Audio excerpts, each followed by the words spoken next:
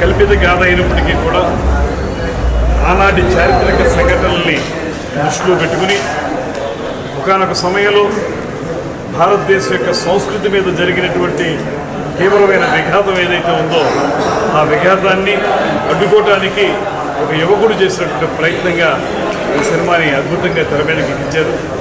ముఖ్యంగా హరిహర వీరమల్లు పాత్రలో శ్రీ పవన్ కళ్యాణ్ గారు చూపించినటువంటి అసమానమైనటువంటి నటన వైదుష్యం, డబ్బున్న వాళ్ళని కొట్టి పేదవాడికి పెట్టడం అనేటువంటిది ఇందులో చూపించడం జరిగింది. ఇలా మొత్తంగా చూసుకుంటే ఈ సినిమా రెండవ భాగం ఎప్పుడు చూద్దాం అనిపించే విధంగా ఒక మంచి అనుభూతిని ఇచ్చినటువంటి సినిమా. ఎంతో వ్యయ ప్రయాసాలకు వచ్చి నిర్మాత ఏఎం రత్నం గారు ఈ సినిమాని ఈరోజు రిలీజ్ చేయడం అనేటువంటిది మనందరికీ చాలా మంచి అనుభూతిని ఇస్తుంది. ఏదైతే పవన్ కళ్యాణ్ గారు అనేక సందర్భాల్లో భారతీయ సంస్కృతి గురించి, చరిత్ర గురించి, వాటిని కాపాడుకోవాల్సినటువంటి బాధ్యత గురించి మనకు చెప్తూ ఉంటారో వాటిని ఈ సినిమాలో ప్రస్ఫుటంగా చూపించారు.